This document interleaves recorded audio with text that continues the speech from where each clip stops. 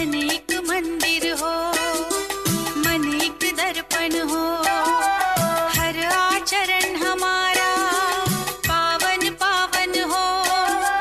प्रभु ने हम बच्चों से यही कहा, सबसे बड़ी पूंजी है पवित्रता। ओम शांति। बाबा ने तो कल हम सब बच्चों को होली मुबारक कहा। मैं भी आप सबको आज होली जो है, एक्चुअली आज है होली, तो आज के दिन की होली मुबारक आप सबको देता हूँ। और कल यहाँ पर होली का, जिसको कहते हैं धुलिया का भोग होगा, तो उसके लिए अभी एडवांस में मुबारक हो। कल बाबा ने बहुत कुछ बातें कही है, बहुत लंबी मुरली है, 8 पेज की अव्यक्त मुरली है। कल भी बाबा ने बहुत स्पीड में, क्योंकि बाबा को बहुत कुछ कहना था, बताना था। मैं तो टाइमिंग नोट करता हूँ, 7:22 को मेरी घड़ी के मुताबिक कह रहा हूँ, 7:22 को गुलजार दादी स्टेज पर बैठे। 5 मिनट में ही 7:27 को दादी जी ध्यान में चले गए, बाबा के पास गए, और बाबा 7:32 को आ गए मेरी घड़ी के मुताबिक। और बाबा ने दृष्टि दी, हम सबको दृष्टि से पावन किया, और 7:45 को मुरली चलाई। जो मेन ऑपरेटिव पार्ट जो है, जो बाबा ने याद प्यार दिया, उसके पहले का मतलब जो है 9:02 पर बाबा ने मेन समाप्त किया। 9:10 को बाबा ने याद प्यार दिया। मैं देख रहा हूँ पिछले 3 मुरलियों से बराबर बाबा कितना भी जो भी बोलना है इतना फास्ट बोल करके 9:02 पर मुरली मेन जो ऑपरेटिव पार्ट है ना, वो समाप्त कर दे। जैसे कि घड़ी बाबा के कहने के मुताबिक या बाबा घड़ी के मुताबिक चलते होंगे।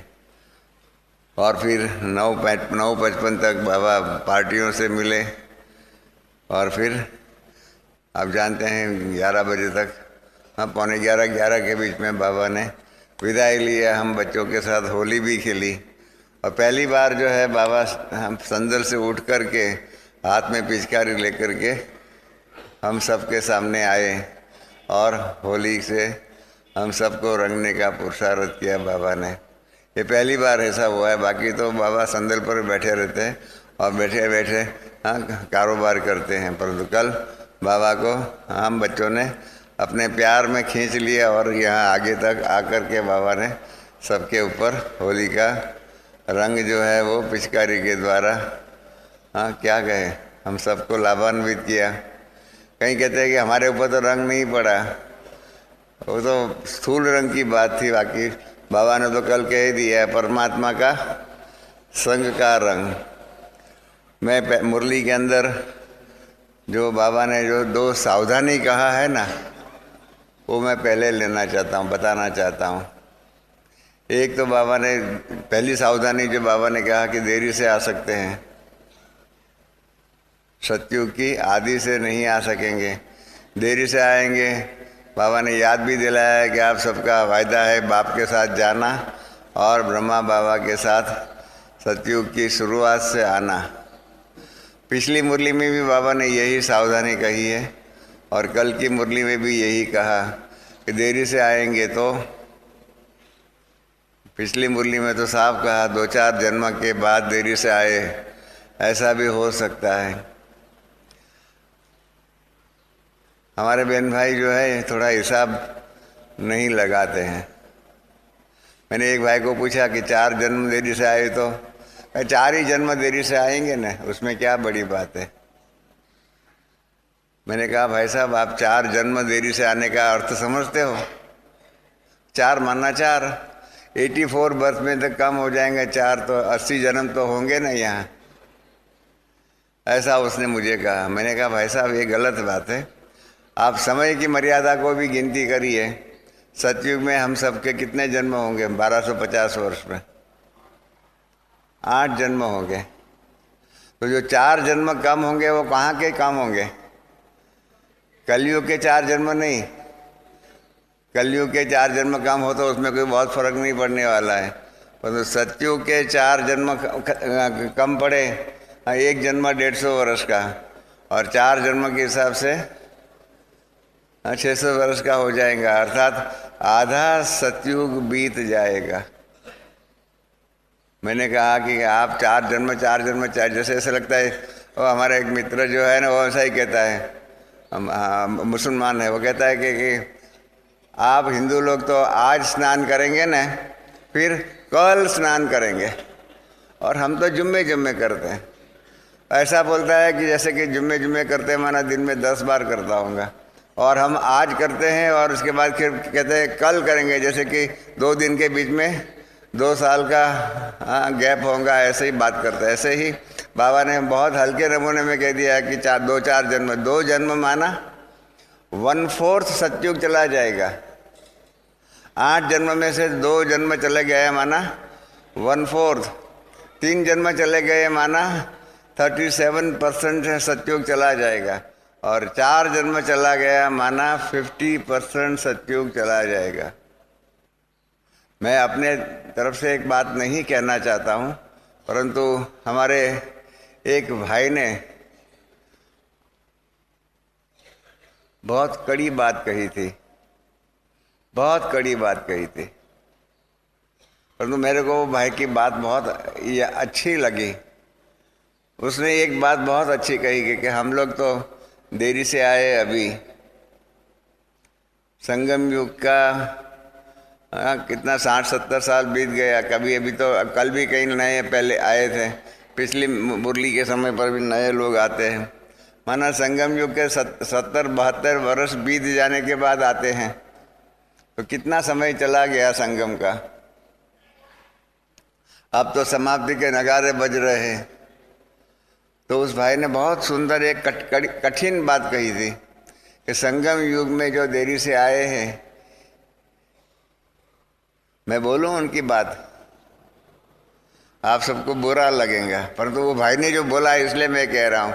उसने यही कहा कि संगम युग में भी हम देरी से आए, ये भी एक प्रकार की सजा है। क्यों नहीं हम संगम के आदि में आए?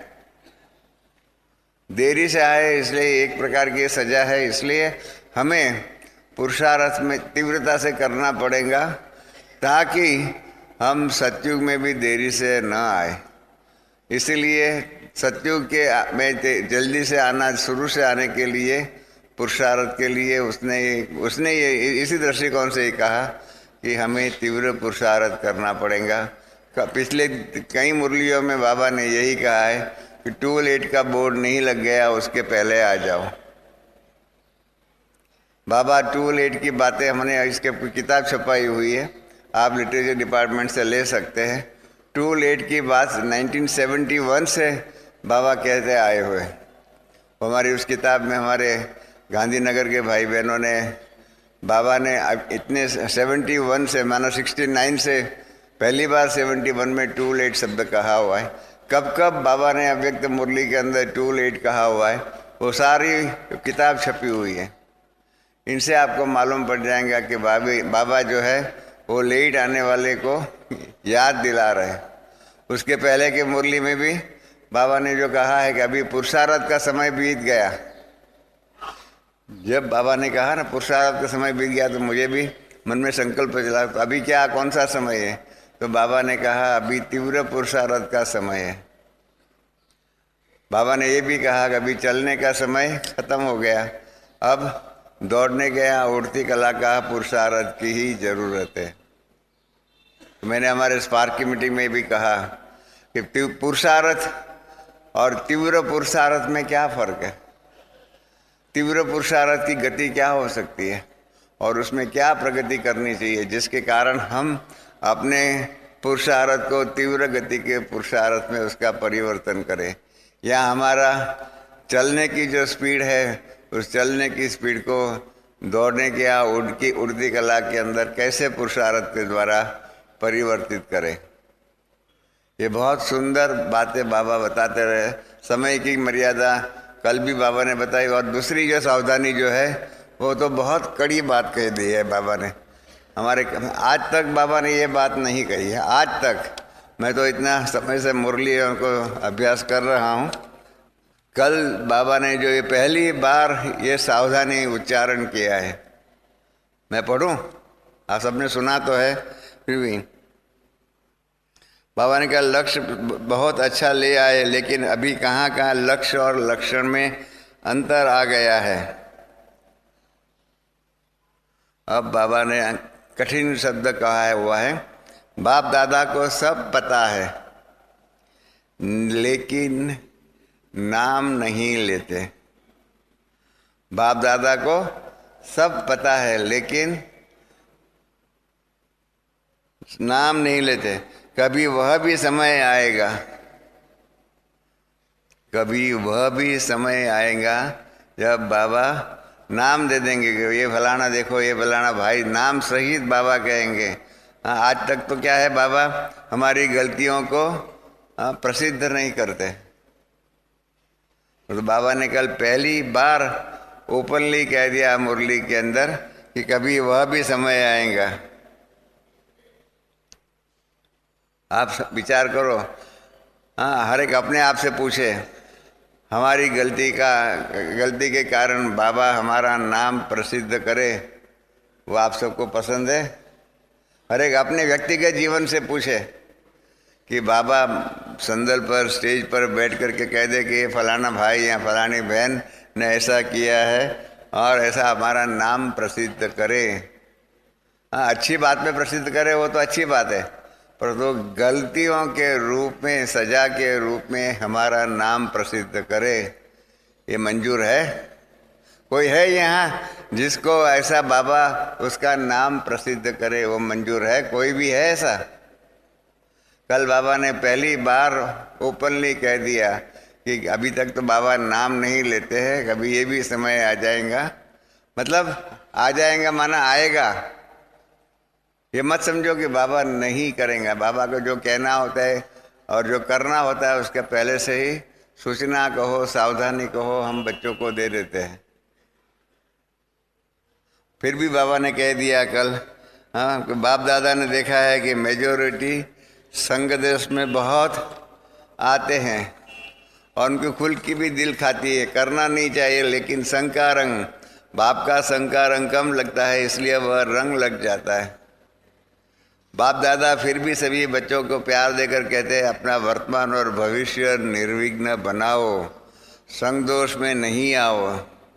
संग दोष में आ जाते हो, टेम्पटेशन है, संग दोष में नहीं आओ, हद की प्राप्तियों के आकर्षण में नहीं आओ, क्योंकि बाप दादा को तरस पड़ता है कि ये कहता तो मेरा बाबा है मगर करता क्या है। इसलिए आज होली के दिन ऐसी ऐसी बातें समझदार बन के जला दो, फिर भी टू लेट का बोर्ड से आगे बदल जाओ। बाप दादा मदद करेंगे, लेकिन किसको मदद करेंगे? सच्ची दिल को ही मदद करेंगे, क्योंकि साफ दिल मुराद हासिल। करके देखो दिल से, सच्ची दिल और मुराद हासिल नहीं हो, ये हो नहीं सकता है। आप समझे कितनी स्पष्ट रूप में सावधानी। मैं हमेशा ही मानता रहता हूँ, आप सब मानते हो या नहीं मानते हो मुझे मालूम नहीं है। तो मेरा मानना है कि बाबा आस्ते आस्ते आस्ते आस्ते, जो बाबा का चौथा स्वरूप है ना, 3 स्वरूप तो आप जानते हैं, परम पिता, परम शिक्षक और परम सद्गुरु। और चौथा स्वरूप क्या है? धर्मराज। तो आस्ते आस्ते आस्ते बाबा बड़ी युक्ति से, लॉजिकल और युक्ति से आस्ते आस्ते आस्ते आस्ते अपना धर्मराज का स्वरूप प्रकट कर रहे हैं। आप सब मानते हो? आप सब मानते हो ना, बाबा आस्ते आस्ते अपना धर्मराज का स्वरूप प्रकट कर रहे हैं। तो इसलिए हम बाबा धर्मराज बन जाए पूर्ण रूप से।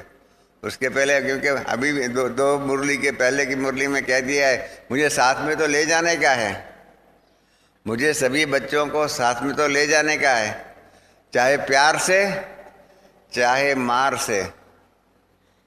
याद है?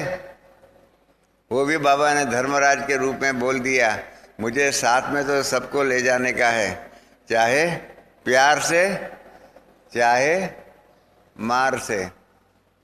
मार से मना कैसे? धर्मराज की पुरी में ही मार मिलने वाला है, और तो कहाँ मिलेगा ही नहीं, मिलेगा और कहाँ भी नहीं मिलेगा। तो इसलिए, परंतु कहीं ऐसे महारथी होते हैं।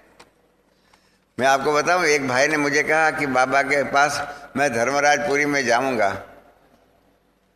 मैंने कहा अच्छा भाई, आपको धर्मराजपुरी में क्यों जाने की इच्छा है? क्या? 2 बातों के कारण मुझे धर्मराजपुरी में जाने की इच्छा है। मैंने कहा बताओ। कहा कि इसी बहाने एक पूरी जो है, एक पूरी कंप्लीट पूरी है, धर्मराज की सजाएं कैसे होती है, वो धर्मराजपुरी देखने को तो मिल जाएगा। और दूसरा कहा कि ब्रह्मा बाबा को तो हमने साकार रूप में देखा नहीं, तो धर्मराजपुरी में तो ब्रह्मा बाबा बैठा होगा, मम्मा बैठी हुई होंगी, और भी हमारे जो भी बड़े पहले गए हुए वो बैठे हुए होंगे, उनको वहाँ देखने को तो मिल जाएगा। तो मैंने उस भाई को कहा, भाई साहब आपकी आशा तो बहुत अच्छी है, परंतु आप वहाँ के जज बन करके आओ ना, ट्राइब्यूनल जो बाबा सजा कर देने के लिए, कि बाबा सबकी तो अकेला सजा नहीं देगा, सबकी बातें नहीं सुनेगा, आप अलग अलग बैठेंगे, तो आप ट्राइब्यूनल के जज बन करके आओ ना, उसमें क्या नुकसान है। तो वहाँ आपके नाम बाबा पुकारे, कोई पुकारे कि अभी इनको पेश करो, और फिर हमारे गलतियाँ जो भी है 63 जन्मों की वो सब बताया जाए, ये कैसे होगा? तो ऐसे भी कहीं है। हाँ, मैंने तब जब उस भाई ने कहा ना कि धर्मराजपुरी में जाने में मेरे को तो कोई डर नहीं है, मैं जाऊंगा, मैंने कहा भाई ठीक है, आप में से कोई की इच्छा है, जिनकी इच्छा हो कि हम धर्मराजपुरी में ज़रूर जाएंगे? हाँ, कोई ऐसे है जो जिनकी धर्मराजपुरी में, जैसे वो भाई ने बताया ना, मुझे तो धर्मराजपुरी में जाने की बहुत इच्छा है। तो सोच लीजिए, बाबा आहिस्ते आहिस्ते धर्मराजपुरी का, यहाँ तो धर्मराज के रूप का अपना कारोबार करते हैं। एक अव्यक्त और मुरली है जिसमें बाबा ने कहा है कि मैं बच्चों को जो कहता हूँ वो नहीं करते, और जो नहीं कहा है वो कर लेते हैं। जिन्हों को मालूम होगा, बाबा ने कहा है कि मैं सभी बच्चों को कहता हूँ आप मास्टर प्यार के सागर बनो, मास्टर आनंद के सागर बनो, मास्टर स्नेह के सागर बनो, मास्टर शक्ति के सागर बनो। बच्चे वो नहीं बनते। और तो मैंने कभी नहीं कहा है कि सभी बच्चे हम मास्टर धर्मराज बने, पर तो बाबा बच्चों को मास्टर धर्मराज बनना बहुत अच्छा लगता है, और औरों के लिए जजमेंट पास कर देते, अरे वो तो ऐसा है, वो तो ऐसा है, वो तो ऐसा है। मैंने कभी किसी को नहीं कहा है कि आप मास्टर धर्मराज बन करके औरों को देखो, औरों की चेकिंग करो। कल भी बाबा ने 2 बार कहा अपनी चेकिंग करो। अपनी चेकिंग के लिए कहा हुआ है, बाबा ने आज तक कभी नहीं कहा है कि औरों की चेकिंग करो। पर तो हमको बहुत अच्छा लगता है औरों की चेकिंग करने के लिए। न सिर्फ औरों की चेकिंग करते हैं, तो औरों के बारे में जजमेंट भी पास कर देते हैं। इसलिए बाबा ने कहा कि मैंने कभी किसी भी बच्चे को मास्टर धर्मराज बनने के लिए नहीं कहा है, परंतु बच्चे मास्टर धर्मराज बन जाते हैं। माना जो मैं कहता हूँ वो नहीं करते, वो जो नहीं कहा है वो कर लेते, इसका ही नाम बच्चे हैं। तो यह कल की मुरली की जो सावधानी की बात, जो मेरी फ़र्ज थी कि मैं ये सावधानी आप सबके ध्यान पर पहले खिंचाऊँ, ताकि आप सबको याद रहे कि बाबा आस्ते आस्ते अपना स्वरूप जो है परम पिता के रूप में, मैंने भी कल आर्टिकल लिखा हुआ है कि परमात्मा का परम पिता के रूप का सबको मालूम है, परंतु परम शिक्षक के रूप में जो बाबा ने कर्तव्य किया है ना, वो इतने प्रसिद्ध हमारे दैवी परिवार में नहीं हुए। बाबा ने परम शिक्षक के रूप में आहिस्ते आहिस्ते लॉजिकली एक के बाद बातें बता करके हम सब की जो पुरानी बातें जो थी, भक्ति मार्ग की जो बातें थी, उन बातों से हमारी श्रद्धा टूटे नहीं है, अंधश्रद्धा में भी न ले जा करके पुरानी बातों के ऊपर की हमारी श्रद्धा है, उसमें परिवर्तन करा करके नई बातों के ऊपर बाबा ने श्रद्धा बिठाई है। This is really a wonderful act of Shiv Baba as param shikshak. परम शिक्षक के रूप में पुरानी बातों का नेतर, आप जानते हो पुरानी बातों कैसे थी? गीता का भगवान कौन? हाँ, परमात्मा सर्वव्यापी। हमने खुद ने पहली बार जब सुना शिव और शंकर में भेद है तो हमने माना कैसे ये होगा। ऐसे ऐसे कितनी बातों में बाबा ने परिवर्तन किया, आस्ते आस्ते आस्ते परिवर्तन करते गए कराते गए। मुझे मालूम है, हमारे गामदेवी में बॉम्बे में एक सेंटर में एक बहन आती थी, ब्रह्मा बाबा के सामने ही उसने कहा कि बाबा मैं ये कभी नहीं मानूंगी कि गीता का भगवान शिव है, मैं तो हमेशा मानूंगी गीता का भगवान कृष्ण है। तो बाबा ने कहा अच्छा बच्ची, तुम्हारी जो भी मान्यता है तुम क्लास में आते रहना, बाबा के ज्ञान बाबा की मुरली सुनते रहना। फिर क्या हुआ, 3-4 साल के बाद जो है ना, मैं मुरली सुना रहा था, तब बाबा ने उसमें मुरली में के बीच में कहा कि बच्चों को मालूम है कि गीता का भगवान शिव है, कृष्ण नहीं है।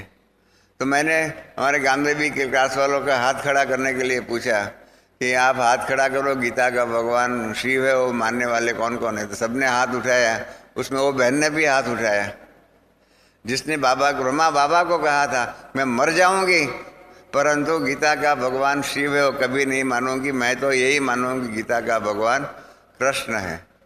देखिए इतनी अटूट श्रद्धा गीता के भगवान कृष्ण के रूप में उसकी थी। और 4 साल के बाद जब मैं एक क्लास कर रहा था तो मैंने उनसे क्लास से पूछा, उसने भी हाथ खड़ा कर दिया कि गीता का भगवान शिव है। तो मैंने उस बहन को पूछा, अभी वो 15 करीब 1 मास पहले वो बहन ने अमेरिका में शरीर छोड़ा। मैंने उस बहन को पूछा कि आपने तो बाबा को कहा था कि मैं मर जाऊंगी परंतु गीता का भगवान कृष्ण नहीं है वो नहीं मानूंगी, मैं मानूंगी। और आज आप 4 साल के अंदर ही कहते, अभी तो आप मरे भी नहीं हो, जीते जी आपने मान लिया कि गीता का भगवान शिव है, तो आप में ये कब परिवर्तन आया? तो बहन सोचती रही। फिर वो बहन ने कहा मुझे मालूम नहीं कि मेरे में ये अनकॉन्शियसली परिवर्तन कैसे हुआ। हम सब के अंदर बाबा ने परम शिक्षक के रूप में ऐसा सुंदर अनकॉन्शियसली हमारी पुरानी मान्यताओं में परिवर्तन किया है कि उसका धक्का हमको नहीं लगा है। ट्रेन की पटरी में ट्रेन जो जाती है ना, वो भी पटरी चेंज करती है तो ठकाक कर से आवाज़ होता है। ऐसा हमारे दिल में कोई भी इस प्रकार का ठका ऐसा भी नहीं हुआ। और बाबा ने बड़ी युक्ति से परम शिक्षक के रूप में आस्ते आस्ते सब बातें प्रस्तुत करते करते आज तक हमको इस भूमिका के ऊपर लेके आए।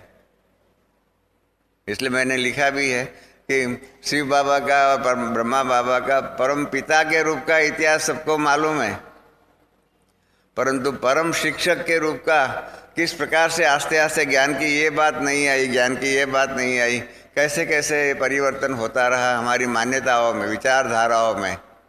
और कितना सुंदर वो परिवर्तन किया कि हमें मालूम भी नहीं पड़ा कि हमारी पुरानी मान्यता कहाँ चलेगी, कैसे सूर्य की रोशनी होती है और अंधकार कैसे दूर हो जाता है। इस प्रकार से ज्ञान सूर्य के प्रकट होने से हमारी पुरानी अंधकार की माया की जो बातें जो है, पुरानी धर्मों की शास्त्रों की मान्यताएं जो है ना, वो चली गई। बहुत सुंदर है दृष्टिकोण है। और इसलिए परमात्मा का मैंने लिखा भी है उसमें कि परम शिक्षक के रूप के कर्तव्य की कहा आदि देव के रूप में, चाहे इंग्लिश में चाहे हिंदी में, आदि देव की जो किताब छपी हुई उसमें परम पिता के रूप के कर्तव्यों का ज्ञान है, परंतु परम शिक्षक के रूप में ये स्वरूप नहीं है। क्योंकि शुरुआत की बातें थी, शुरुआत में बाबा को पुरानी बातों से श्रद्धा नई बातों में लाना था। तो कितनी सुंदर दृष्टिकोण से लॉजिकल ये बातें कही है। मैंने उसमें एक मिसाल भी दिया हुआ है आर्टिकल में कि बॉम्बे के अंदर एक विद्वान वक्ता थे। उस विद्वान वक्ता ने महाभारत के पात्रों के ऊपर प्रवचन किया था। तब उसने पहले दिन अनाउंस किया था कि मैं महाभारत के पात्रों को सच्चाई के आधार पर उनके बारे में बताऊंगा, सच्चाई के बारे में, सच्चा इतिहास बताऊंगा। और जब भीष्म पितामह और द्रोण के बारे में उनका कैरेक्टर के लिए प्रस्तुति किया, तब उसने कहा कि द्रौपदी वस्त्राहरण जब हो रहा था तब राज्य सत्ता के दास बन करके भीष्म पितामह और गुरु द्रोणाचार्य जो है वो आंख बंद करके बैठे रहे, एक शब्द भी नहीं बोला दुर्योधन को या कर्ण को। इस प्रकार से ऐसे ऐसे समाज के बड़े राज्य सत्ता के दास बन गए थे। ऐसा मतलब उन्होंने महाभारत के 2 पात्रों के बारे में कहा। जब उन्होंने ये कहा तो उसके बाद, उनके प्रवचन के बाद मैं उनके पास गया और मैंने कहा कि आपने तो पहले दिन कहा था कि मैं जो भी है सत्य इतिहास रखूँगा, तो आज आपने झूठे इतिहास के आधार पर भीष्म पितामह और गुरु द्रोणाचार्य के जीवन को उसका कलंकित रूप क्यों बताया?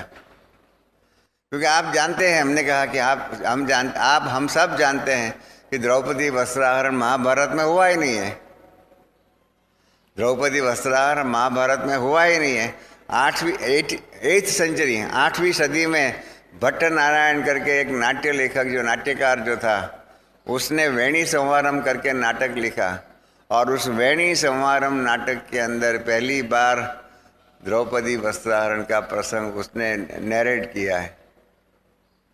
और उसकी प्रस्तावना प्रीफेस में लिखा है, मैं जानता हूँ कि इतिहास में जो बातें नहीं बनी है वो मैंने बताई हुई है, इसलिए उसने लिखा है कि इतिहासकार मुझे माफ़ कर दे, परंतु लोगों के अंदर भारत की ये जो आदि ग्रंथ जो है उसकी सब फिर से पढ़ना शुरू करे, इसलिए मैं ये लिख रहा हूँ। तो मैंने उस विद्वान वक्ता को कहा कि आज आपने जो प्रसंग बनाए नहीं है महाभारत में और 8वीं सदी में वो प्रक्षिप्त है, उसके आधार पर भीष्म पितामह और गुरु द्रोण को क्यों ऐसा बदनाम किया?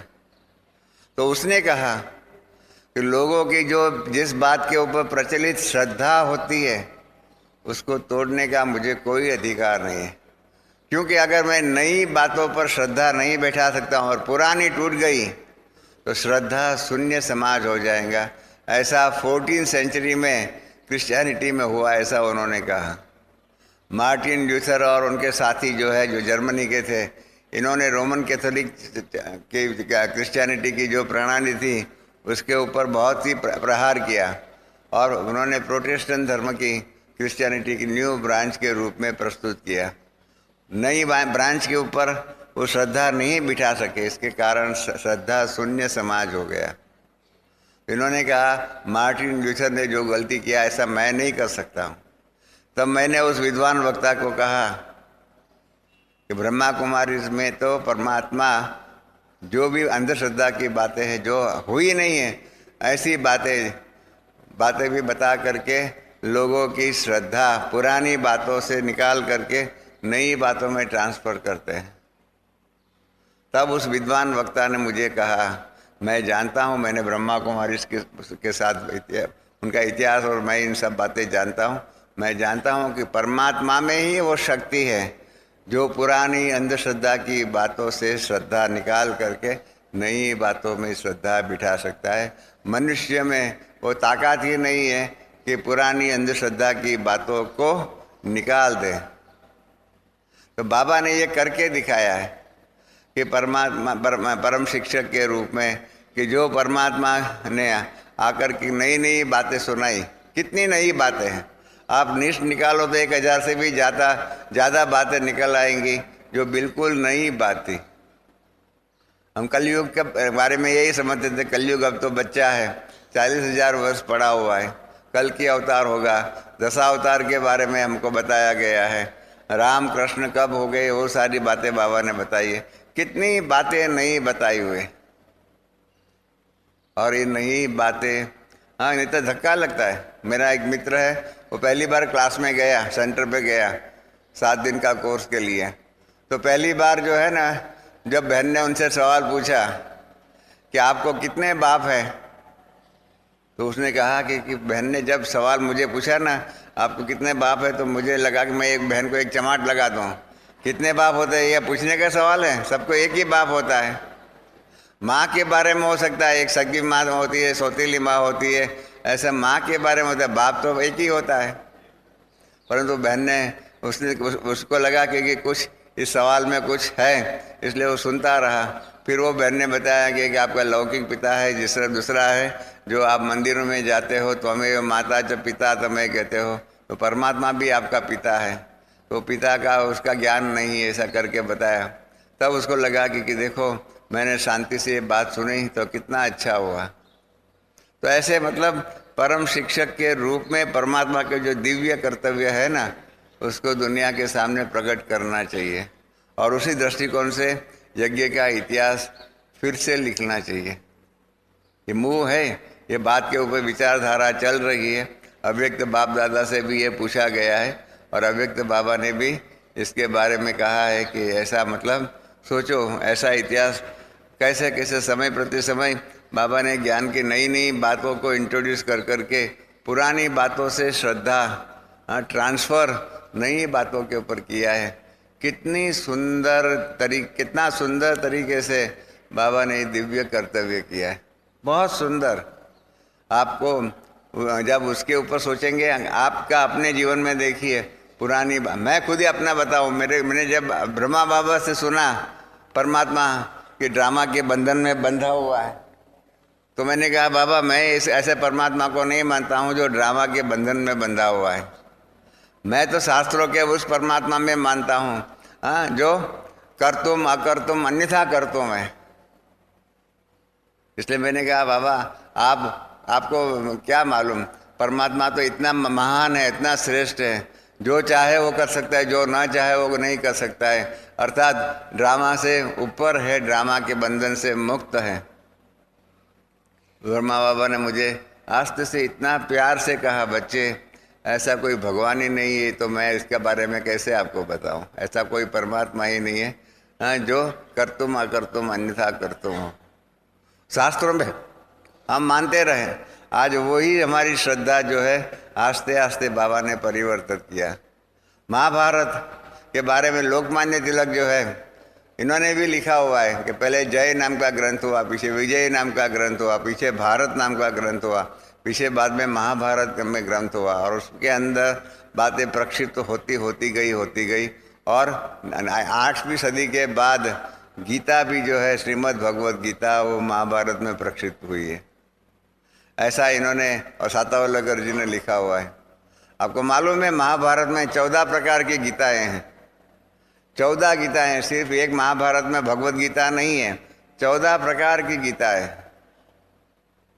और सभी एक के बाद एक ने हर एक ने अपने अपने विचारधारा के आधार पर उसमें प्रक्षिप्त करते गए।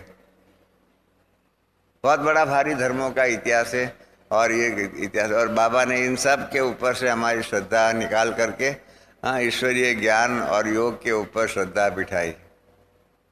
कल भी बाबा ने बताया, बहुत हमारी जो स्पार्क विंग का और साइंस इंजीनियर्स विंग के लिए कहा कि पहले उनको प्राप्ति की अनुभूति कराओ, प्राप्ति का ज्ञान दो, और उसके बाद वो आगे चलता जाएगा, उसके बाद उसको आगे बढ़ाते जाओ। तो इस प्रकार से कल बाबा ने बहुत सुंदर सुंदर बातें कही हुई है। हाँ, बाबा ने होली के बारे में शुरुआत भी किया। बाबा पहला महावाक्य जो उच्चारण करते हैं उसके अंदर जो बात कहते हैं उनसे लग जाता है कि सारा मुरली का कंसंट्रेशन उस बात के ऊपर होगा, जिसमें बाबा ने कहा आज होलीएस्ट बाप अपने होली बच्चों से होली मनाने आए हुए हैं। इस पे सब कुछ आ गया, इस मुरली में क्या होने वाला है, क्या आने वाला है, वो आ गया कि होलीएस्ट बाप अपने होली बच्चों से होली मनाने आए हैं। एक ही होली शब्द है और 3 अलग अलग स्वरूप में और संबंधों में बाबा ने यूज़ किया है। बाप ने अपने को भी होलीएस्ट बाप करके उसमें भी होली शब्द है। फिर होली बच्चों को, हम बच्चे भी होली है उसके से, और होली मनाने के आए। एक ही इसके है बाबा की, बाबा साहित्य का स्वामी है, he is a master in literature also, और ये स्पोकन लिटरेचर है।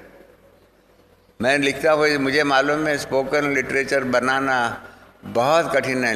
लिखा हुआ साहित्य बनाना, सोच सोच करके लिख करके रखना वो आसान है, परंतु स्पोकन लिटरेचर के रूप में और उसमें इतना सुंदर एलिट्रेशन मेटाफर्स इस सब प्रकार के लाना वो बहुत कठिन बात है, परंतु बाबा साहित्य का स्वामी है और इसलिए एक ही वाक्य में 3 बार होली शब्द अलग अलग स्वरूप में यूज़ किया।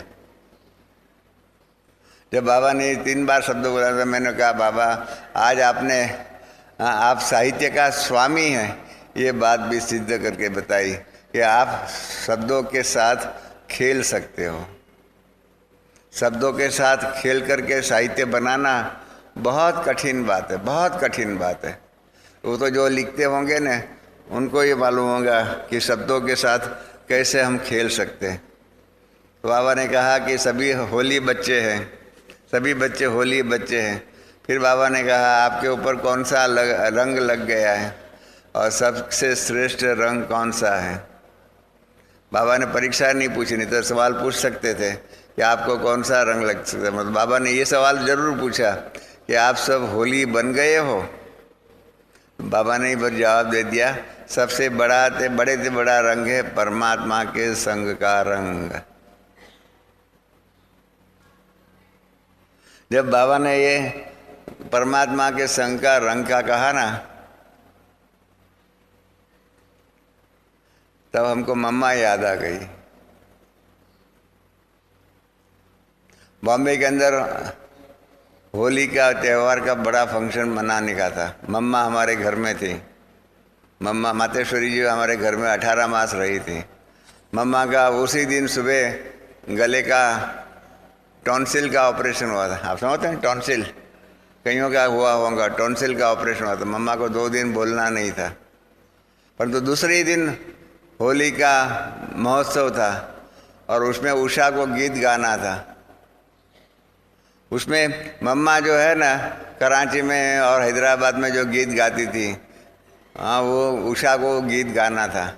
हमारे पास गीत के शब्द थे परंतु गीत का ट्यून नहीं मालूम था, उषा को और हमको मालूम नहीं था। तो मम्मा को कहा कि मम्मा आपको बताना होगा। तो जमुना बहन ने तो मना कर दिया, मम्मा की जो ब्राह्मणी थी, मम्मा नहीं गा सकते, नहीं बताएंगी। मम्मा ने कहा नहीं मैं बताऊंगी, मैं 2 लाइन गा करके बताऊंगी। और मम्मा ने वो 2 लाइन गा के बताई कि चढ़ो रे मोहे आज लौकी के रंग। बहुत सुंदर वो गीत है। महात्मा गांधी के ज़माने में मथुराबेन खरे ने वो गीत गाया है। आश्रम भजनावली में भी वो गीत है। जो महात्मा गांधी के परिचय में आए होंगे उनको मालूम होगा, आश्रम भजनावली में वो मम्मा ने वो गीत वहाँ से ले करके ब्रह्मा बाबा के सामने अर्थात कराची में और हैदराबाद में वो गाया था, चढ़ोरी मोहे आज लौकिक रंग। बहुत सुंदर वो उसका मम्मा ने ट्यून बिठाया। वो मथुराबेन खरे ने भी वो नहीं गाया इतना सुंदर तरीके से मम्मा। और इसलिए मम्मा का गायन है सरस्वती, हाँ बेंजो के साथ गीत गाती थी। मम्मा को मम्मा अगर गीत गाने में अभी गीत गाने की दुनिया में जाती ना तो बहुत सुंदर श्रेष्ठ नाम उसका होता। इतना सुंदर उनका राग था गाने का और तर्ज बिठाने का मम्मा के पास अभ्यास था। तो ये बाबा ने जब ये कहा तब मुझे मम्मा याद आया कि मम्मा ने कैसे होली के लिए गीत गाया था, चढ़ोरी मोहे आज लौकिक रंग। मतलब बहुत सुंदर वो गीत है। कभी समय मिला तो वो उषा जी को कहेंगे, उषा बहन को कहेंगे वो गीत गा के सुनावे। और बाबा ने कल क्या कहा कि आप सबको आत्मा का रंग अपवित्रता जो है उसे पवित्रता बन गया है। आप सब ने परमात्मा को अपना कंपेनियन बना दिया है, कंपनी बना लिया है, अर्थात कंबाइंड हो गए हो। ये हमारा वास्तविक स्वरूप बन गया कि हम कंबाइंड बन गए हैं।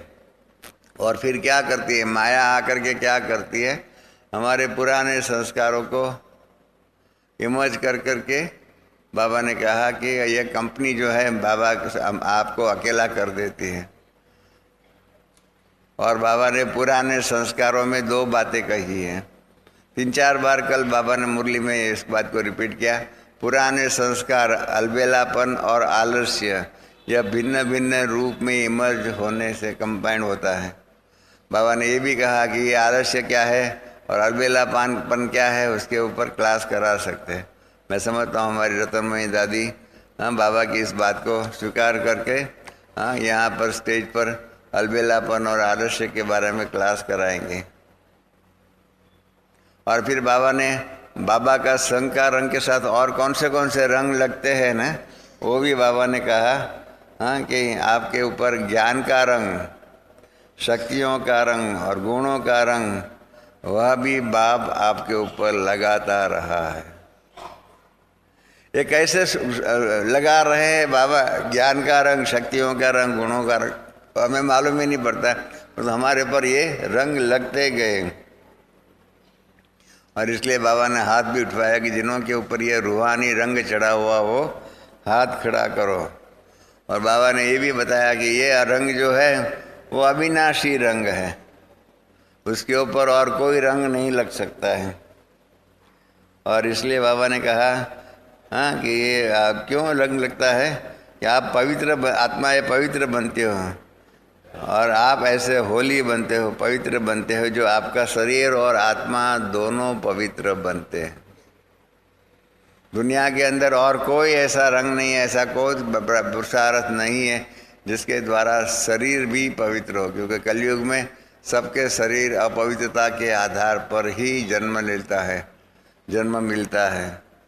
तो कल बाबा ने जो कहा हम बच्चों के लिए हाँ कि आपको ऐसा होली बना दे तो जो आपके जड़ चित्र कलयुग के लास्ट जन्म में भी आप अपने चित्र देखते हो। जब बाबा ने कहा ना कलयुग के लास्ट जन्म में भी आप अपने चित्र देखते हो, तब हमको याद आया कि हम 74 में लुसाका गए हुए थे। लुसाका से 300 किलोमीटर दूर लिविंगस्टन करके शहर था, वहाँ पर भजन सम्मेलन था। तो एक भाई के घर में हम लोग रात को रहे हुए थे, तो सुबह उठ करके भक्ति शुरू की। हम सबको भी उठाया, कहा चलो चलो आओ मैं आरती गाता हूँ। तो मैंने कहा ठीक है चलो देखिए तो सही ये कैसे आरती गाता है। तो उसने अपना जो लक्ष्मी नारायण का चित्र है ना, आप सबने देखा है ना लक्ष्मी नारायण का चित्र, ये अपना लक्ष्मी नारायण का चित्र वहाँ पर लगा हुआ था और उसकी वो आरती करता था। तो मैंने उनसे पूछा कि ये तो हमारा लक्ष्मी नारायण का चित्र है, ब्रह्मा कुमारी का लक्ष्मी नारायण का चित्र है, तुमने कहाँ से लाया? कहा मैं माउंट आबू में गया था, और माउंट आबू में गया तो वहाँ आपका ये लक्ष्मी नारायण का चित्र देखा, और मैं इस चित्र के आधार पर लक्ष्मी नारायण के प्रेम में पड़ गया, लक्ष्मी नारायण के चित्र, और मैंने वो खरीद कर लिया। और मैंने देखा मेरे पास भी पुराना लक्ष्मी नारायण का चित्र था, परंतु वो इतना पावरफुल नहीं था। आपका ये लक्ष्मी नारायण का चित्र बहुत पावरफुल है। मैंने कहा अच्छा वो क्या करता है? कहा ये चित्र के आगे जो भी आप रखो भावना, मेरे को ये चाहिए, मेरे को ये चाहिए, मुझे ये चाहिए, आपका ये चित्र जो है ना मेरी सभी भावनाएं पूर्ण करता है। आप समझा? आपका ये लक्ष्मी नारायण का चित्र जो जिस चित्र की हमें इतने पड़ी नहीं है, इतने प्रदर्शनी में इतने हजारों चित्र है, उसमें ये लक्ष्मी नारायण की भी होता है। तो वो भाई ने बताया कि आपका ये लक्ष्मी नारायण के चित्र हमारी सभी मनोकामनाएं, भावनाएं आदि पूर्ण करता है। तब बाबा ने जो कल कहा ना, ये अभी भी ख्याल में आता है कि कलयुग के अंतिम समय के अंदर भी हमारे जड़ चित्रों के आधार पर बने हुए चित्रों की भक्ति, उस भक्तों की सभी आशाएं अभी भी पूर्ण कर रही है। जो कल बाबा ने कहा ये हमने प्रैक्टिकल में 1974 में लिविंगस्टन के अंदर उस भाई साहब के घर में सुना, और फिर उसने आरती किया तो हम पीछे बैठ करके देख रहे थे। तो उसने हमको कहा अरे रमेश भाई आप अपने ही लक्ष्मी नारायण की चित्र की आरती नहीं करेंगे तो किसकी करेंगे, आप भी गाओ। हमने कहा चलो ये भी गा लेते हैं, हम अपने ही चित्र की भक्ति कर लेते हैं, पूजा कर लेते हैं। फिर उसने हमको कंकु भी दिया, सिंदूर दिया, वो लक्ष्मी नारायण के ऊपर लगाने करने के लिए कहा। तो इस प्रकार से अपने ही जड़ चित्रों के द्वारा कैसे अभी भी हमारी मनोकामनाएं पूर्ण होती हैं। मैं जब अमेरिका में गया तब 2-4 साल पहले, तो अभी नई वहाँ पर ग्रेट नेक में नया सेंटर खुला हुआ है, बहुत अच्छा बनाया हुआ है। वो पहले चर्च थी, वो चर्च थी पहले, और चर्च में क्राइस्ट का वो सब लगा हुआ था। हम लोगों ने उसको खरीद कर लिया और वो जो हॉल जो है ना, उस हॉल के अंदर श्री बाबा का चित्र लगा हुआ है और नीचे में लक्ष्मी नारायण का चित्र लगा हुआ है। तो हम रविवार को वहाँ बैठे थे, तो वो चर्च के अंदर जो पहले आने वाले थे ना, वो अभी भी आ रहे हैं। पहले वो चर्च में आते थे, अब हमारे सेंटर पर आते हैं। हमारा ज्ञान नहीं सुनते, परंतु वहाँ चर्च में आते हैं और चर्च के अंदर जो पहले वाले बेंचेस रखे हुए उसमें बैठ करके क्राइस्ट के बदले में अभी शिव बाबा की पूजा करते हैं, मनोकामना लक्ष्मी नारायण की करते हैं। तो मैंने, आप जानते हैं थोड़ा मैं वकील भी हूँ, तो हमारे वकीलों की बुद्धि थोड़ी टेढ़ी चलती है।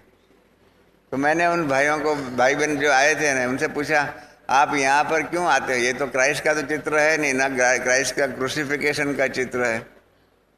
तो उसने कहा नहीं, आपका ये जो चित्र है ना, आपका ये शिव बाबा का चित्र है, आपके लक्ष्मी, ये बहुत पावरफुल है। हमारे क्राइस्ट से पहले क्राइस्ट की हम पूजा करते थे, यहाँ आते बैठते थे, याद करते थे, इतनी प्राप्ति नहीं होती थी।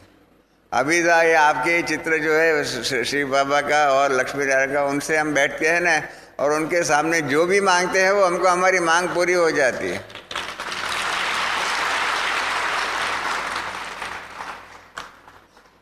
ये हकीकत है, ये हमने अनुभव उनके मुख से सुना कि हमारी जो भी मांगे हैं, जो भी भावनाएं, जो भी इच्छाएं, ये सब आपके चित्र जो है, शिव बाबा का चित्र है, लक्ष्मी नारायण का चित्र है, हमारी मांगे पूरी कर देता है। मैंने कहा देखिए, हाँ बाबा अभी भी कलयुग के अंत में भी हमारी जड़ यादगारों के द्वारा अभी भी लोगों की इच्छा पूर्ति कर रहा है। तो अब जब हम चेतन में होंगे तब हमारा ज्ञान क्या होगा? सोचो इसके ऊपर। और बाबा ने कल भी कह दिया कि आपके आप कितने जो महान आत्माएं जो भी है, धर्मात्माएं जो भी है, उनकी भी मंदिर नहीं बनता है और हमारा मंदिर बनता है। जब बाबा ने कहा ना हमारा मंदिर बनता है, तब मुझे ख्याल में आया, आज के ही अखबार में है, आज के ही अखबार में, कल के अखबार, आज के अहमदाबाद में महात्मा गांधी का स्टेच्यू बना करके रखा है, खुले में रखा है। और उसके अंदर जो है ना, महात्मा गांधी के चश्मा जो है ना, वो चश्मे लगाए हुए हैं। मालूम नहीं कौन ऐसा एक चोर है, उसको महात्मा गांधी के चश्मे के साथ ही प्यार हो गया है। वो जितनी बार नया नया चश्मा लगाते हैं ना, वो चश्मा चोरी हो जाता है। स्टेच्यू ऐसा ही रहता है, स्टेच्यू की तो चोरी नहीं हो सकती है, परंतु महात्मा गांधी के चश्मे की चोरी हो जाती है। महात्मा गांधी के चित्र के ऊपर या स्टेच्यू के ऊपर छतरी भी नहीं है, हाँ, इसलिए कौवे भी बैठते हैं, चूहा भी होता है, सब कुछ होता है और सब प्रकार की गंदगी होती है। और जब गांधी जयंती आने वाली होती है ना, उस दिन स्टेच्यू की सफाई होती है। बाकी ऐसा ही 12 मास जो है, 365 दिन जो है, 365 दिन में एक दिन कम, 364 दिन जो है ना, वो पशु पंखियों का, इन सब का आश्रय स्थान बन जाता है। न कोई उनकी पूजा करता है, न कुछ नहीं होता है। और हमारे जड़ चित्रों की, मूर्तियों की अभी तक भी पूजा होती है। तो देखो, जब ये बातें देखते हैं तब लगता है कि हमारा भाग्य कितना श्रेष्ठ है। और जब हमारा श्रेष्ठ भाग्य ऐसा भाग्य विधाता बना रहा है, तो वो भाग्य विधाता कितना महान होगा, ये हकीकत है।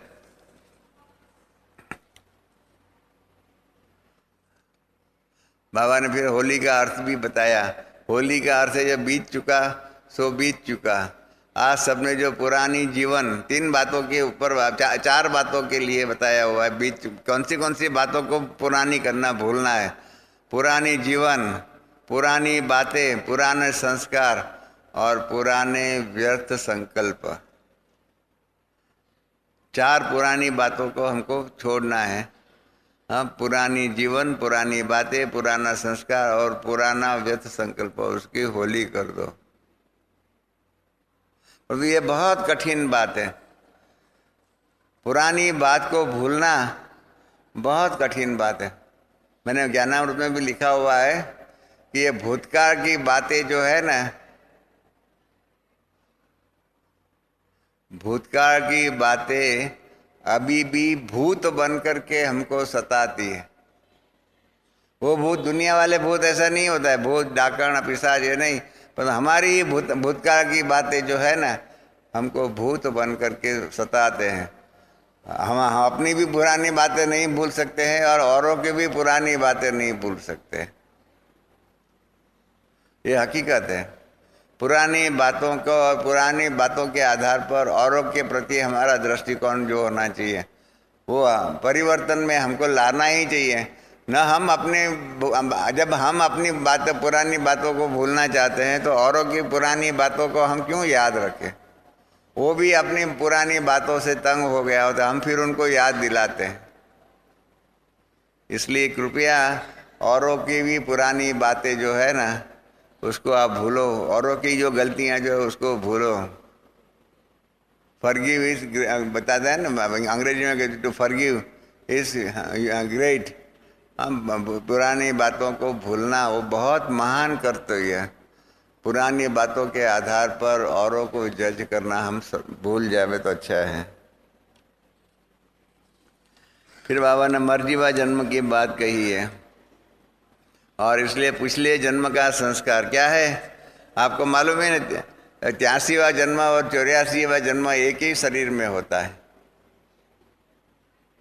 83वां जन्म और 84वां जन्म एक ही शरीर में होता है। जब मैंने ये कहा ना तो एक बहन ने कहा कि ऐसा होता है तो 84 जन्म कैसे होता है। 83वां जन्म अलग, 84वां जन्म जो अलग है ऐसा ही होना चाहिए, तब 84 जन्म पूरे होते हैं। मैंने कहा नहीं बहन, ऐसा नहीं है। जन्मों की गिनती जो है ना वो हम लोगों ने बराबर नहीं सीखा है।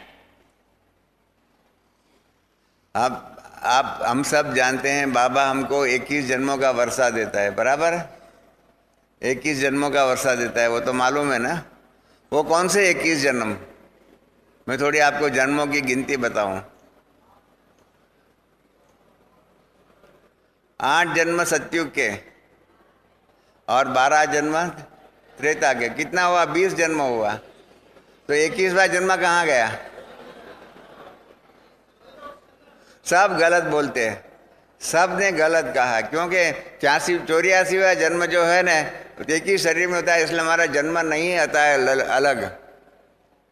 इसलिए 84वां जन्म जो है ना वो 84 वो अलग है। कारण 83 और 84 जन्म एक ही है। जो 21 जन्म जो है ना,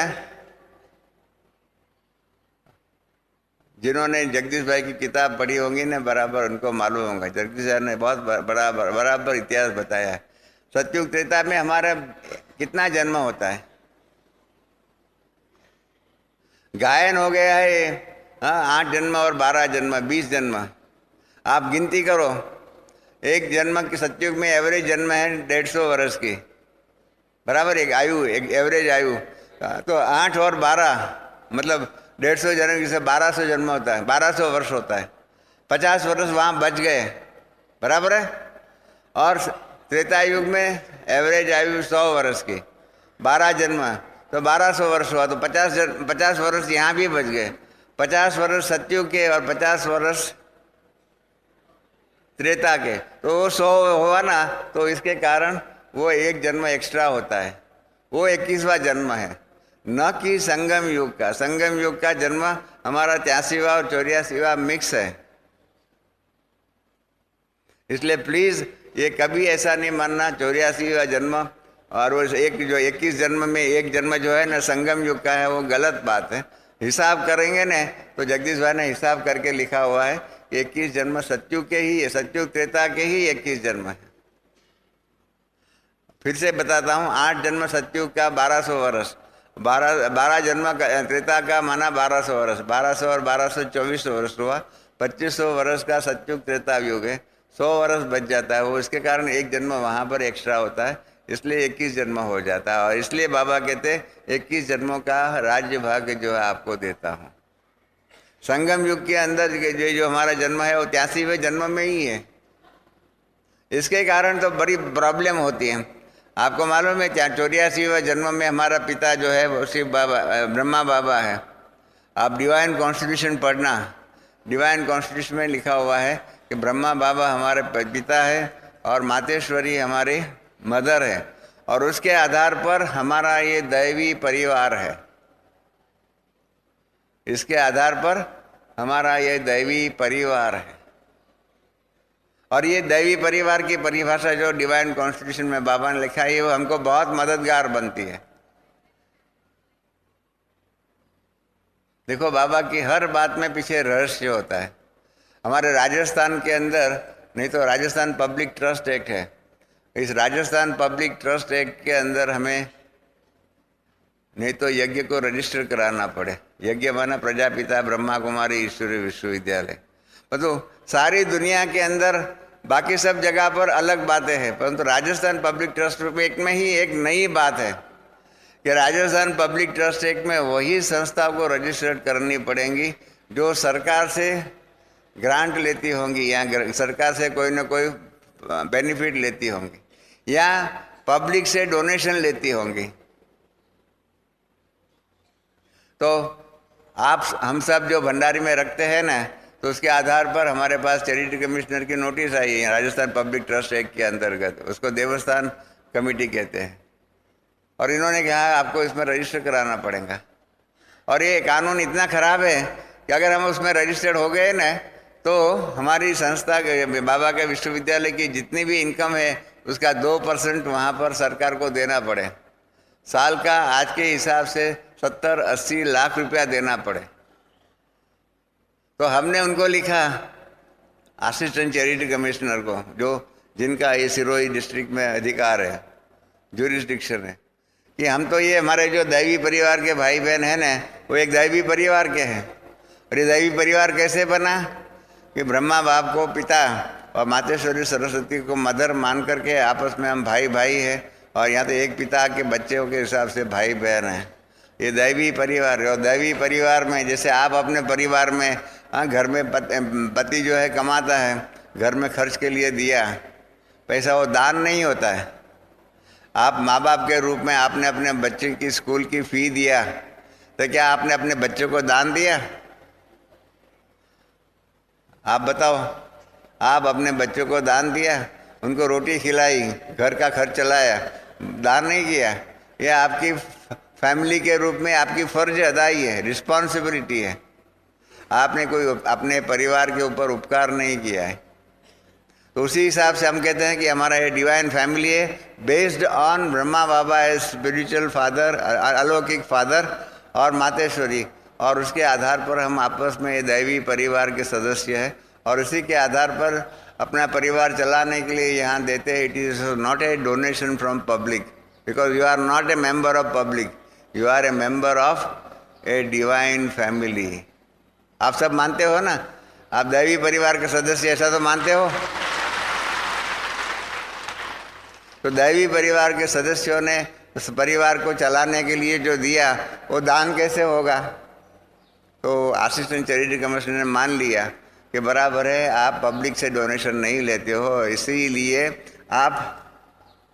आपका ये विश्वविद्यालय जो है राजस्थान पब्लिक ट्रस्ट एक्ट में रजिस्टर्ड करने के लिए आप उसके लिए आपको इसका बंधन नहीं है। और इसके कारण क्या हो गया, ब्रह्मा बाबा की जो दृढ़ संकल्प था कि पांडव गवर्नमेंट कौरव गवर्नमेंट के आगे रजिस्टर्ड नहीं हो सकता है, वो आज भी 73 वर्ष हो गया है, तो भी ये बात सबके हम जो सब मानते थे वो राजस्थान सरकार को भी माननी पड़ी है। और ड्रामा अनुसार देखो, आज तक हमारी ये बात सबको मालूम है, फिर भी राजस्थान सरकार कानून में परिवर्तन नहीं कर करके हमको उसके अंतर्गत खींचने का प्रयत्न भी नहीं करती है। तो देखिए, बाबा की हर बात में कितना गुह्य राज भरा हुआ है दैवी परिवार के रूप में। ये डिवाइन फैमिली की कंसेप्ट दुनिया में और किधर भी नहीं है।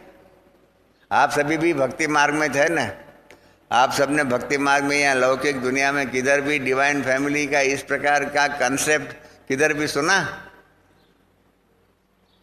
ये यहाँ हकीकत है, ये मूर्तिमंत है, और असिस्टेंट चैरिटी कमिश्नर ने हमारा ये दैवी परिवार के कंसेप्ट को लीगल कंसेप्ट मान करके हमें राजस्थान पब्लिक ट्रस्ट एक्ट में रजिस्ट्रेशन से मुक्ति दिया।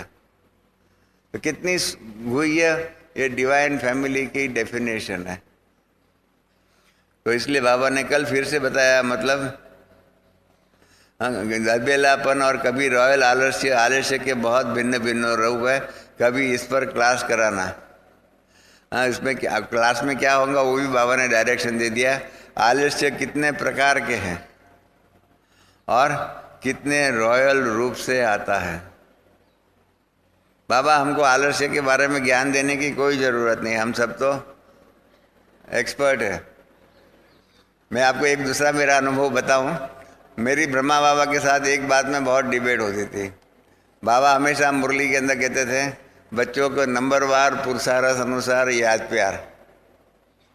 तो मैं बाबा को हमेशा कहता था बाबा ये पुरुषार्थ शब्द निकाल दो। जब हम बाबा के बन गए तो उसमें फिर नंबरवार क्यों रहता है, नंबरवार नहीं रहता है।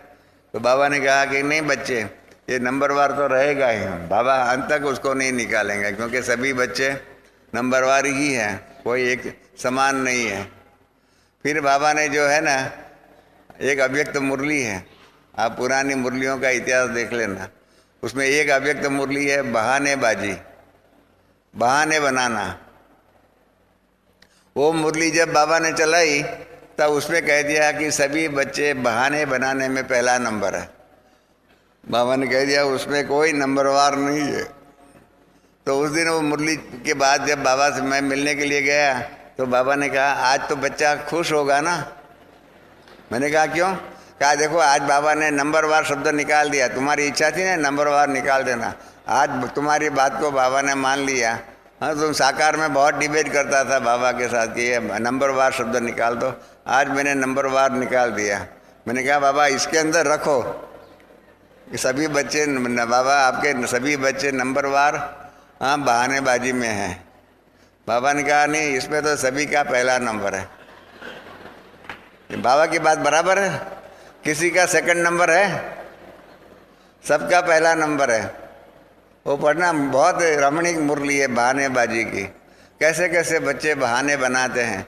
हाँ वो हमें भी मालूम नहीं पड़ता ऐसे बहाने बच्चे बनाते होंगे। हाँ आज की मुरली में भी कैसे कैसे हम बहाने बनाते वो बाबा ने थोड़ा सैंपल दिखाया हुआ है।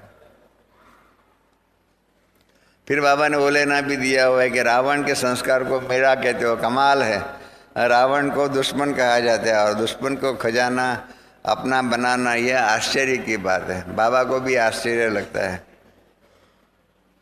कई बच्चे बाबा से बात भी करते हैं, माफ़ी भी लेते हैं कि बाबा कल से नहीं करूँगी या करूँगा, और फिर कर देते हैं। तो बाबा क्या करे, बाबा देखता रहता है, लाचार है।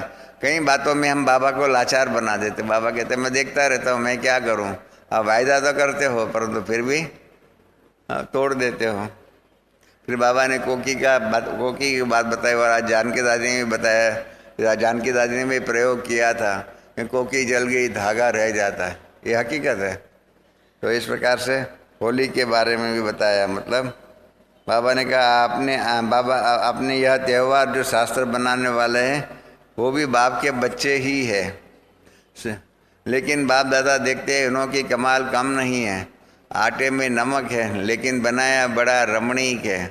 हर त्यौहार का आप देखो कितना सुंदर यादगार बनाया है, लेकिन कई बातें जो सूक्ष्म है उसको भी स्थूल रूप दे दिया है, लेकिन यादगार तो बनाया है। इसलिए बाबा ने कहा है, देखो कितना बाबा रहमदिल है कि बाप दादा यह सामग्री, ये त्यौहार और शास्त्र बनाने वाले को भी उनका फल देते हैं। भक्ति में भी कुछ तो याद करते हैं और विकारों से थोड़े टाइम के लिए बच जाते हैं।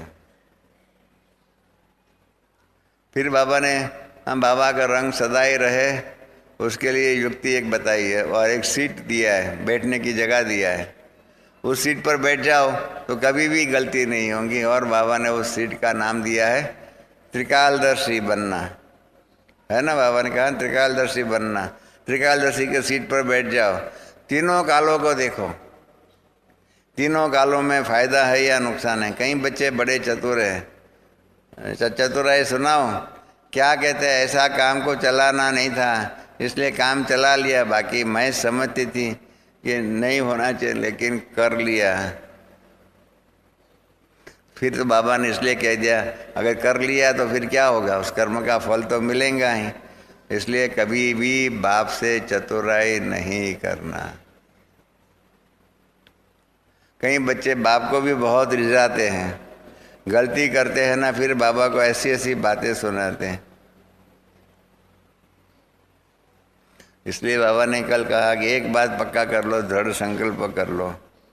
और दूसरा बाबा ने डायरेक्शन है, अभी बाप से चतुराई नहीं करो परंतु हिम्मत रखो, हाँ करना ही है, गेंगे गेगे नहीं करो। और फिर बाबा की वो सावधानी आती है, वो मैंने पहले ही बता दिया। फिर एडवांस पार्टी की बाबा ने कल बातें बताई, मम्मा की, बाबा बड़ी दीदी की और दादी प्रकाशमणि की, तीनों की बातें बाबा ने बताई है पीछे में। हाँ, दादी ने बताया कर्मातीत बनना ही है, कर्मातीत होना ही है। मम्मा ने कहा कि सदा जो करना है सो आज करो, कल पर नहीं छोड़ो। और दीदी ने जो कहा कि अब घर चलना है, अब घर चलना है, यह आवाज़ कानों में गूंजना चाहिए, बार बार कानों में ये आना चाहिए। तो धून लगा दो, कर्मातीत तो होना है और अब घर चलना है। यह बोल बार बार श्रुति में लाने वाले समर्थ आत्माओं को बाप दादा का होली, बच्चों को होली की मुबारक। और साथ में सभी बाप दादा के पहले ही, मधुबन के गेवर के पहले सभी मुख खोला। हमारी ये कितनी खूबी है। आपको मालूम है क्या हुआ स्टेज पर? बाबा ने तो कल बना गेवर का, गेवर बना नहीं था क्योंकि होली का भोग तो कल लगने वाला है। बाबा ने जैसे ये कहा ना, हमारे टोली डिपार्टमेंट का आत्म प्रकाश भाई है ना, आत्म प्रकाश भाई ने फटाफट गेवर बना दिया। गेवर जाल जानते हो कैसा होता है? इतना गोल गोल मतलब होता है। हमारे वहाँ, हमारे गांव में तो बड़े, इतने बड़े बड़े गेवर होते हैं, फाफड़ा भी होता है, सब दोनों होता है। गेवर और फाफड़ा जो है चना बेसन के बनता है, और ये गेवर जो है वो मीठी चीज़ होती है। तो हमारे आत्म प्रकाश भाई ने कल बाबा ने ये मुरली में कहा, और बाबा को जब भोग स्वीकार करा रहे थे तो उस टाइम पर आत्म प्रकाश भाई टोली डिपार्टमेंट मतलब गेवर बना करके लेके आए और बाबा के सामने प्रस्तुत किया। कितना फास्ट एक्शन करना बहुत बड़ी बात होती है। एक बार ऐसा ही हुआ, हम दादी प्रकाशमणि ऊपर उधर क्लास करा रही थी अपना मेडिटेशन हॉल में, और दादी ने कहा कि आज मेरी दिल है कि सभी बच्चों को गुलाब जामुन खिलाओ। ऐसा मुरली के बीच में बोल दिया, और जैसे मुरली पूरी हुई ना, आत्म प्रकाश भाई मुरली के पश्चात इतना बड़ा थाल गुलाब जामुन लेकर के आए और कहा, दादी आपने मुरली के बीच में कहा ना कि आज मेरी इच्छा है मुरली सबको गुलाब जामुन खिलाना, देखो मैं बना करके लेके आया। हमारा एक कितना डिपार्टमेंट त्वरित गति से काम करता है, फटाफट बना करके लेके आए। उस दिन मतलब वहाँ पर ऊपर में पांडव भवन में सबको गुलाब जामुन दादी ने खिलाया, और यहाँ पर कल बाबा ने गेवर का खाया, और जो भी है वहाँ स्टेज पर बैठे हुए तो थोड़े थोड़े उसको सबको चखा चुकी कराई। फिर भी बाबा ने कहा कि गेवर तो बाबा ने बोले ना दे दिया कि आप कल भोग में भी गेवर तो ऊपर आया नहीं था, तो बाबा ने गेवर इमर्ज कर करके सभी को खिला दिया। ऐसा कल बाबा ने बता दिया। तो वो अभी कल भोग लगेगा तो उसमें आप सबको ये मिलेगा गेवर क्या है, मीठी चीज़ होती है, बहुत अच्छी होती है। तो बाबा ने कहा सभी मुख खोलो और गेवर खाओ। खाया तो सभी को बहुत बहुत पदम गुणा बाप दादा और एडवांस पार्टी के सभी बच्चों का याद प्यार और बाप की नमस्ते। ऐसा कर करके बाबा ने 9:02 पर, ये 10 मिनट पर पूरा किया। फिर बाबा यूपी और पश्चिम बनारस और पश्चिम नेपाल के भाई बहनों से मिले हुए हैं। तो बाबा ने कानपुर के इन सब बहनों को, भाइयों को, पुराने भाई बहनों को याद किया। आज सुबह भी दादी जी ने याद किया। योग का गीत बज रहा है, हम 3 मिनट बाबा को याद करेंगे। कल फिर बाबा जो 2 विंग वाले जो थे, स्पार्क और साइंस, कि विंग वाले, उनसे भी बात किया है और इन्होंने भी अपने जो भी बातें सब पहले से लिख करके बाबा को भेजी थी, इसलिए बाबा ने क्या वो समाचार मिले हैं। और फिर बाबा ने जो कहा उनको सबको, हम सबको जो कहा, भाषण नहीं करना है, अभी अनुभव कराओ। सेवा का स्वरूप जो है ना, 5 तारीख की अव्यक्त मुरली जो है, इस 5 फरवरी की, तब से बाबा ने सेवा का स्वरूप में परिवर्तन कर दिया है। पहले संदेश देने की सेवा थी, मैसेज ओरिएंटेड गॉडली सर्विस। अब संदेश के बदले में अनुभव कराओ। बाबा ने कल भी कहा, भाषण में ही करो, अनुभव कराओ। एक्सपीरियंस ओरिएंटेड गॉडली सर्विस है। तो ये संदेश देने की सेवा और एक्सपीरियंस ओरिएंटेड गॉडली सर्विस में क्या फ़र्क है? ये बहुत गुह्य बातें हैं। इसको समझने के लिए 1 घंटा इसके ऊपर क्लास कराना चाहिए। इसलिए बाबा ने कहा, अनुभव वाला व्यक्ति कभी भी रह नहीं सकता है, अनुभव वाला किसी भी बहकावे में नहीं आ सकता है और समस्या में घबरा नहीं जा सकता है। तो मेडिटेशन की टेम्पटेशन से ज़्यादा अनुभव कराओ। बाबा को हमेशा हम बच्चे आपस में मिलते हैं ना, वो भी बहुत अच्छा लगता है। फिर विदेशियों में भी युगल वाले जो है ना, उनको बाबा ने कहा है, ये युगलों की सभी युगलों के ऊपर बाबा ने जिम्मेदारी रखी हुई है कि महामंडलेश्वरों आदि को चरणों में झुकाओ। आप पवित्र रहने के लिए घर बार छोड़ करके जाते हो और हम लोग पवित्र घर गृहस्थ में रहते हो कैसे रहते हैं। तो इसलिए बाबा ने कहा उनको ढीला करो, तो फिर वो हमारी बात को मानेंगे। फिर विदेश की टीचर्स बहनों के साथ भी बात किया है, बहुत बड़ी बड़ी बातें, गुह्य बातें जो है। समान, बाबा ने कहा है सबको समान दो, रिस्पेक्ट दो, इस प्रकार से बातें कही हुई है। और फिर बाबा ने जो याद दिलाया कि बाबा नाम लेते हैं, नहीं लेते हैं, कभी समय आएगा वो नाम भी ले लेंगे। फिर दादियों से बात किया है, निर्मल शांता दादी से। कल दादी निर्मल शांता का बर्थडे था, तो बाबा ने उनको गले में माला भी पहनाई। शांतामणि दादी से फिर हमसे भी बात किया, फिर VIP ग्रुप से बात किया है। कनुप्रिया बहन जो आस्था चैनल वाली है, उनसे भी बात किया है। इस प्रकार से बाबा ने कल मुरली चलाई है, होली के रूप में। रमणीकता के साथ साथ ज्ञान भी बहुत अच्छी रिश्ते दिया है। तो इस प्रकार से ये कल की मुरली है। उसके अंदर बाबा ने जो बात कही है, फरिश्ता स्वरूप धारण करने की, और फरिश्ता स्वरूप धारण करो। क्या है, 5 तारीख की अव्यक्त मुरली है ना, उसके अंदर मैंने आपको बताया ना, बाबा ने बहुत कुछ परिवर्तन कर दिया है। अब तक हम मानते थे ब्राह्मण सो देवता। 5 तारीख की मुरली में बाबा ने पहले कहा 3 स्वरूप। हम बच्चे जो ब्राह्मण बनते हैं, ब्राह्मण सो फरिश्ता और फरिश्ता सो देवता। बीच में एक स्टेज देवता से पहले और ब्राह्मण के बाद वो फरिश्ता रूप की डाली है बात। और उसके ही अंदर ऑपरेटिव पार्ट में कहा है बाबा ने कि अभी फरिश्ता स्वरूप की सेवा में धून लगाओ। फरिश्ता स्वरूप की सेवा में धून लगाओ। कल भी बाबा ने वो फरिश्ता स्वरूप का कपड़ा पहनने के 3 मिनट, 4 मिनट, 5 मिनट, 10 मिनट, इस प्रकार से वो फरिश्ता स्वरूप का ड्रेस पहनना, माना अपने आप को फरिश्ता रूप में स्थित करो। इस बात के ऊपर हम भाई बहनों का ध्यान नहीं गया हुआ है। और तो बाबा ने जो कल भी कहा, मनसा सेवा की बात कही, ऊपर दादियाँ आदि जो भी आती है मनसा सेवा करती, मन और बुद्धि की सेवा करती है। ये फरिश्ता रूप में भी यही बात आती है कि आप बच्चे फरिश्ते बन करके करो। जो उस मुरली के अंदर बाबा ने कहा हुआ है, 5 तारीख की जो है मुरली, मैं समझता हूँ सबको 4-4 बार पढ़नी चाहिए। इसमें बाबा ने कहा हुआ है कि फरिश्ते रूप के द्वारा क्या क्या होगा, क्या क्या परिवर्तन होगा। फरिश्ते के रूप के द्वारा बाबा ने कहा जो आदि में कईयों को ब्रह्मा, बाबा ने कहा उसमें कि ब्रह्मा के बाप के अंदर परमात्मा ने प्रवेश किया, उसका साक्षात्कार बहुतों के होता था। वो बाप का और बाप की शक्ति का साक्षात्कार होता था। अगर हम फरिश्ते स्वरूप को धारण कर ले, जो कल भी बाबा ने कहा, होली के अंदर फरिश्ते रूप को ऊपर भी बताया, सब दादियों का फरिश्ता रूप, अगर वो धारण कर दे तो जो परमात्मा की शक्ति का अनुभव साक्षात्कार सबको होता था ना, वही साक्षात्कार हम आत्माओं के द्वारा सबको हो सकता है।